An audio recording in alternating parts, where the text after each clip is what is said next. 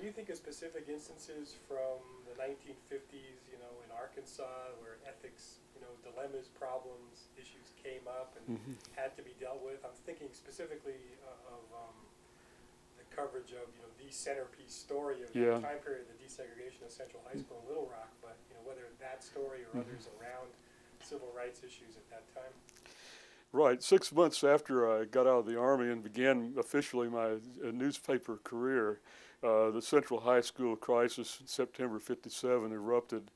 I had a cameo role in covering that, but I got to see a lot of the things that were going on, certainly talk to the reporters who were encountering problems. And a lot of us, you were young reporters and talked to each other. We probably have the best story of our whole lives right here at the beginning.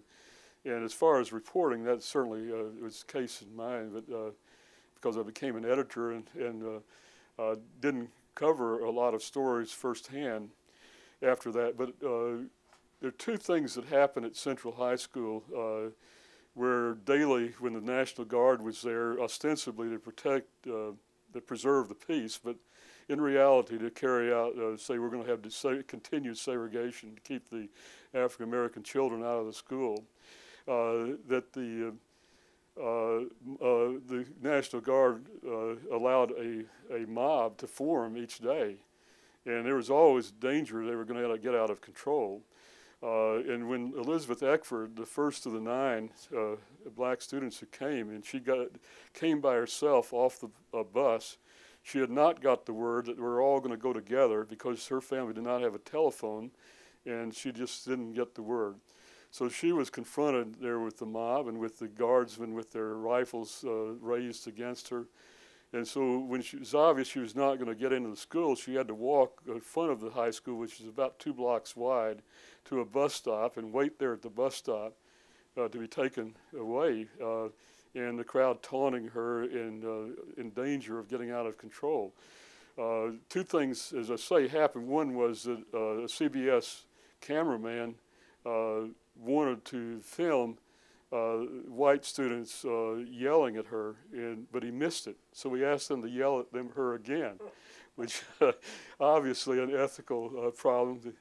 And the second thing was that Benny Fine, reporter for the New York Times, saw what was happening to Elizabeth, and he had a daughter 15 years old, as Elizabeth was, and he just felt overcome that he had to sit down beside her, put his arm around her, and tell her, "Don't let them see you cry," and try to comfort her. Other reporters, without the guidelines we have now, and I mentioned one a minute ago, it certainly didn't meet that guideline. They kind of moved so they'd form a protective semicircle around her, at least position them between her and the mob in case something did happen. But they did not feel that they could become a part of the story themselves. And in fact, when Fine wrote his story, he did not mention his part in it. So those were 2 issues, and with the guidelines we have today, in taking our ethics course, I think our students would know not to do what those 2 journalists did. Yeah. Another part of the, well, tell you what, let's jump to this question, because this is a story that you told on tape in another interview about this.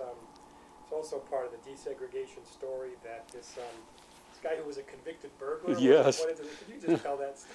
Well, the crisis certainly is not 2 years long, but we consider the demarcation of the conflagration in Little Rock from the fall of '57 when Fall was called out to guard, and eventually, of course, as we know, Eisenhower sent the federal troops in to escort the children into the school, and so we had a tortured school year. In '58, '59, Fall was closed the high schools in Little Rock to avoid desegregation, and during this time, the moderate people in Little Rock had been intimidated by the segregationists who dominated the public forum.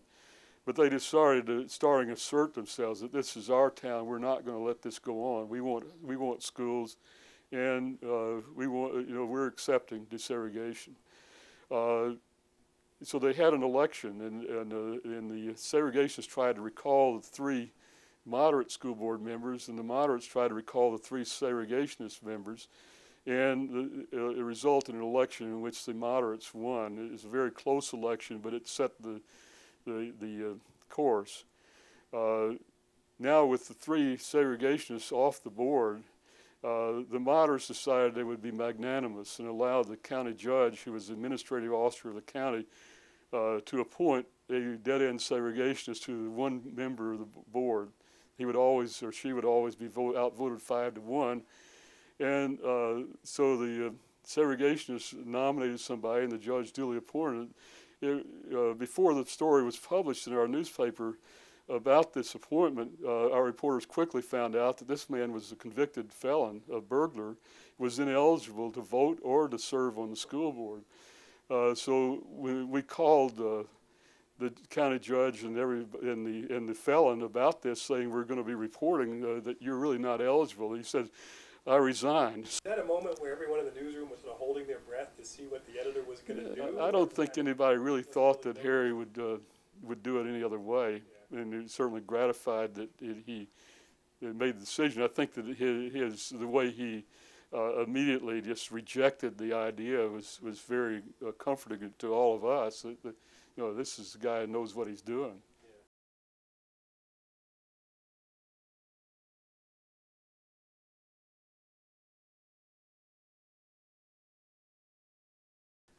Yeah, I have a chapter in the book.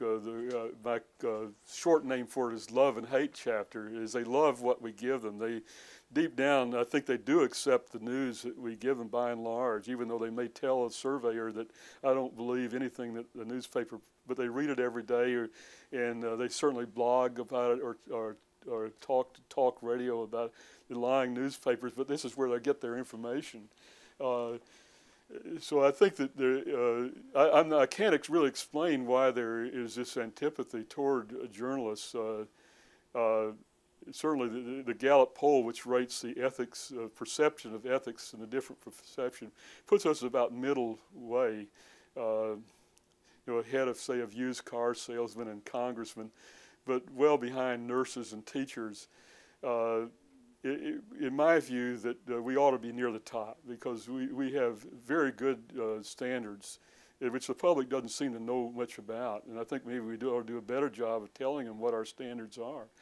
But if Anthony Scalia, the Supreme Court Justice, can go hunting with somebody who's then going to have a case before the United States Supreme Court, and he sees nothing wrong with it, well, we know if our reporter went hunting with somebody who's going to write a story about that it's very crucial that it be impartial and everything, that's wrong. That we have higher standards on conflict of interest than most judges do, and they have the ability to make rulings that have the ability, have the teeth of the law, and all we can do is try to tell the public what's going on. So I can't really explain this, but I think they do perceive that we're arrogant, and sometimes we give them ammunition for that. What I say is that what we should do in journalism is to always try to do the right thing, never deliberately make a decision that would justify this kind of criticism, but also recognize that we're not going to be popular.